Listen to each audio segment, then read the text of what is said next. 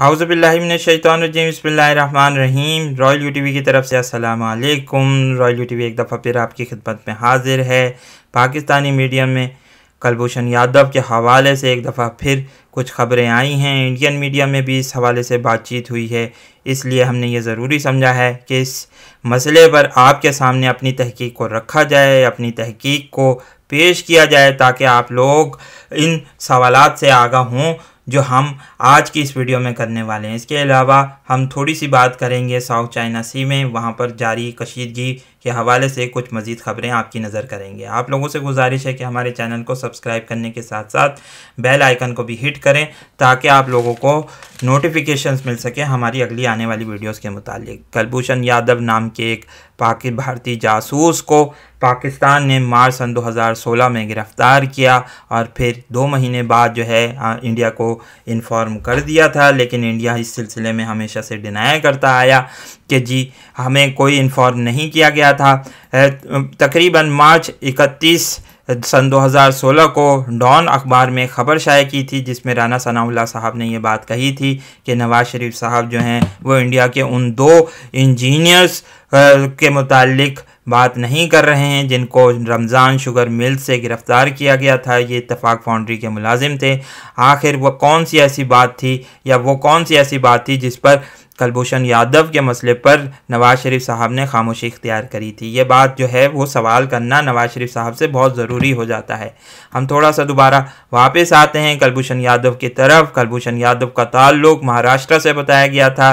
यह हुसैन मुबारक पटेल के नाम से एक खुफिया पासपोर्ट लिए, एक जाली पासपोर्ट लिए चाबहार की बंदरगाह में ईरान में दाखिल हुए, क्योंकि उस ज़माने में ईरान की ये भरपूर कोशिश थी कि वो इंडियन सरमायाकारी की बदौलत चाबहार को मजबूत कर सके, वो एक बड़ी बंदरगाह बना सके। लेकिन हालिया दिनों में यह ख़बर अखबार में शाया हुई है कि यहाँ से अब इस प्रोजेक्ट से इंडिया को निकाल दिया गया है। बहरहाल इसी हवाले से फिर ये बात कही गई कि ये बाद में शख्स हुसैन मुबारक पटेल या कुलभूषण यादव ये पाकिस्तान और ईरान की सरहद के रास्ते से बलूचिस्तान में दाखिल हुआ और यहाँ पर इसने BLA की क़यादत से रब्ता किया। इसका बाद में प्रेस कॉन्फ्रेंस करते हुए आसिम बाजवा साहब ने बताया कि इसका एक ख़ास मकसद CPEC कॉरिडोर को नुकसान पहुँचाना था, सबोताज करना था। यही वजह है कि बाद में आप देख सकते हैं कि कुछ चाइनीज़ इंजीनियर्स को भी वहाँ पर कत्ल किया गया। लगता यह है कि मुसाद के ताउन से ऐसा किया गया, क्योंकि हमने ग्रेटर इजराइल के हवाले से ये बात भी आप लोगों को दी थी कि बलूचिस्तान के हवाले से मुसाद का एक नेटवर्क मौजूद है बलूचिस्तान में, जो ग्रेटर बलूचिस्तान के हवाले से लोगों को धोखा देकर दर हकीकत ग्रेटर इजराइल के क़याम की राह हमवार कर रहा है। बहरहाल इस सिलसिले में अप्रैल सन 2017 को जो है कुलभूषण यादव को कोर्ट मार्शल किया गया। इनको फांसी दी गई एक मिलिट्री कोर्ट से, और इस पर इन्होंने अपील भी करी थी, लेकिन उस अपील को रिजेक्ट कर दिया गया। इंडिया की तरफ से ये मौक़िफ़ भी आया है कि कोई ऐसी अपील नहीं की गई थी, जो कि सरासर गलत है। हत्ता कि इनके जो वालिदैन थे उन्होंने भी अपील ये करी थी। इसके अलावा हम ये बात कह सकते हैं कि बाद में फिर इस वाक़े के बाद यानी अप्रैल सन 2017 में जब उनको सज़ा सुनाई गई, तो मई सन 2017 में इंडिया इस मामले को ICJ की कोर्ट में ले गया, इंटरनेशनल कोर्ट ऑफ जस्टिस में ले गया, ताकि जो है पाकिस्तान पर यह इल्ज़ाम लगाया जा सके कि पाकिस्तान ने ये बिल्कुल गलत किया है, ये एक उनका एक आम सा शहरी है और इन्होंने कोई जासूसी या दहशतगर्दाराना सरगर्मियों में मुलव्विस नहीं रहा है। लेकिन पाकिस्तान इसकी तरदीद करता रहा। पाकिस्तान ने कहा ये एक शख्स जासूस है। इस सिलसिले में इंडिया ने ICJ से ये अपील करी थी कि वो वियना कन्वेंशन को अप्लाई करे, क्योंकि पाकिस्तान ने कौंसलर एक्सेस डिनाई किया है। हद तक कि पाकिस्तान ने एक दफ़ा कौंसलर एक्सेस दिया भी था, लेकिन इंडिया ने फिर भी इस चीज़ को लिया और लेकर गया। ICJ के मुतालिक हम ये बात जानते हैं कि ICJ का इदारा एक पपेट इदारा है जो अक़वाम मुत्तहिदा के तहत काम करता है। इस इदारे का किरदार इंतहाई घिनौना रहा है, इंतहाई शर्मनाक रहा। जब हम देख सकते हैं कि जब वॉर ऑन टेरर शुरू हुई थी, अफ़गानिस्तान पर अमेरिका ने हमला किया, तो वो लातादाद लोगों को, हज़ारों लोगों को पकड़कर गुआंटानामो में ले गया और वहाँ पर उसने उन्हें प्रिजनर ऑफ वॉर तस्लीम करने से भी इनकार किया और अक़वाम मुत्तहिदा के चार्टर की खुल्लम खुल्ला खिलाफ वर्जी की, वियना कन्वेंशन की खुल्लम खुल्ला खिलाफ वर्जी की और ICJ इस मामले में खामोश रही। बहरहाल कहने का मकसद ये है कि इस पर फिर मुकदमा चलना शुरू हुआ और अक्टूबर सितंबर में सन 2017 में ICJ ने यह बात करी कि जब तक फैसला नहीं आ जाता उस वक्त तक जो सज़ाए मौत है, जो हैंगिंग की जो सज़ा है उस पर पाबंदी रहेगी। पाकिस्तान वो हैंग नहीं कर सकता कुलभूषण यादव को। तकरीबन दिसंबर सन 2018 में रोनी इब्राहिम ने पाकिस्तान और इंडिया के कायदीन से मुलाकात करते हुए ये बात कही। इनके मुकदमे में जो लोग हिस्सा ले रहे थे, ख़ास तौर पर पाकिस्तान के अटॉर्नी जनरल अशतर औसाफ और दीगर उन लोगों से मुलाकात करते हुए कहा कि 4 महीने ले लें और केस को प्रिपेयर करें, लेकिन इन लोगों ने कहा कि हम 2 महीने में बात को कंप्लीट कर सकते हैं। अब वल्लाह आलम भी सवाब ऐसा क्यों किया गया, ये सवाल भी ज़रूरी है।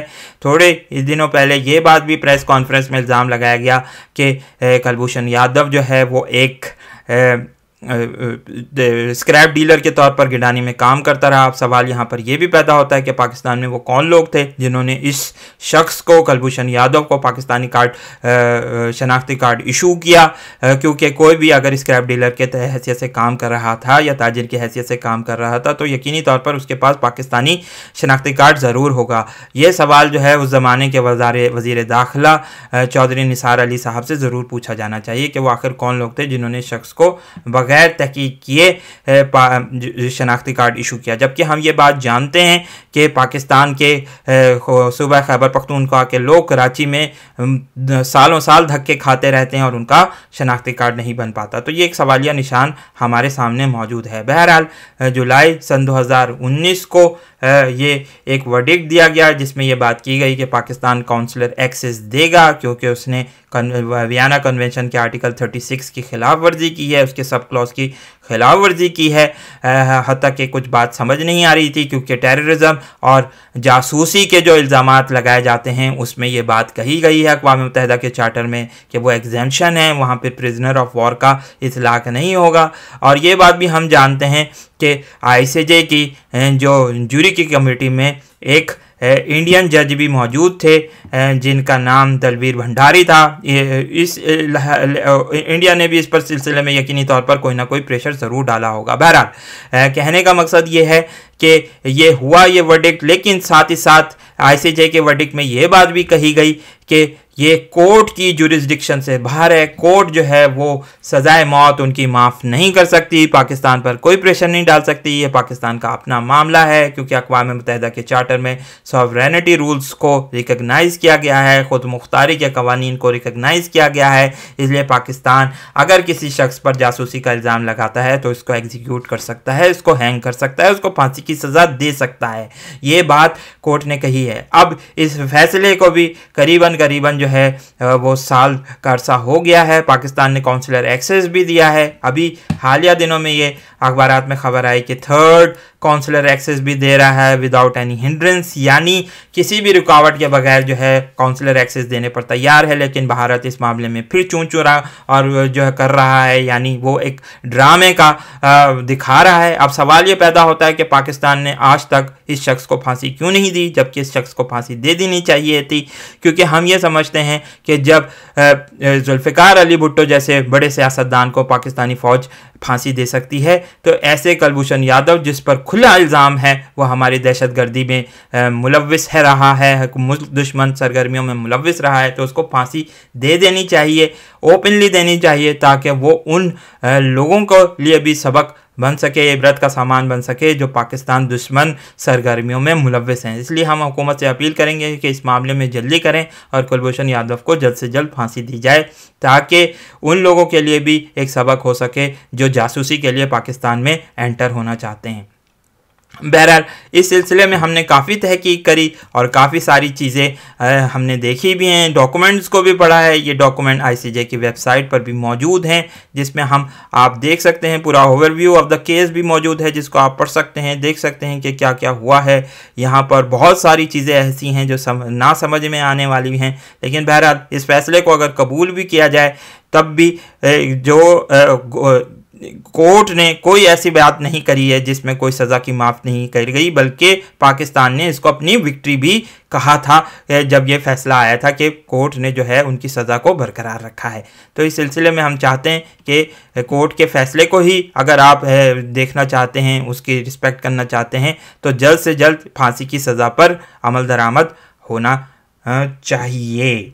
अब थोड़ी सी बात करेंगे हम चाइना के हवाले से। साउथ चाइना सी में चाइना ने अपने जो जहाज़ हैं फ्लैंकर्स, जिनको कहा जाता है फ्लैंकर्स फाइटर जेट्स, वो डिप्लॉय कर दिए हैं एक ऐसे जजीरे पर जिसको वुडी आइलैंड कहते हैं। वुडी आइलैंड को आप देख सकते हैं, यहाँ हम नक्शे में दिखा रहे हैं। साउथ चाइना सी में एक जजीरा है जहाँ चाइना ने एक बड़ी पट्टी, हवाई पट्टी तामीर की है। यहाँ 1000 के करीब लोग भी रहते हैं, बैंक्स वगैरह भी हैं, एक पूरा नेटवर्क है। यहाँ से कोशिश ये की जा रही है कि यहाँ से जहाज़ उड़कर उन एयरक्राफ्ट कैरियर्स पर नज़र रख सकें जो इस वक्त मशक़ें कर रहे हैं। जैसा कि हम जानते हैं कि USS निमित्ज और USS रोनाल्ड रेगन, जो 2 बड़े एयरक्राफ्ट कैरियर हैं, वो पीछे चले गए थे, लेकिन अब वो वापस आए हैं साउथ चाइना सी में और मशक़ें कर रहे हैं। चूँकि प्रोवोकेशन हो रही है, बार बार चाइना ये बात कह रहा है कि साउथ चाइना सी उसका इलाका है, उसकी टेरिटरी है, इसलिए वो किसी भी सूरत जो है वो इस जगह पर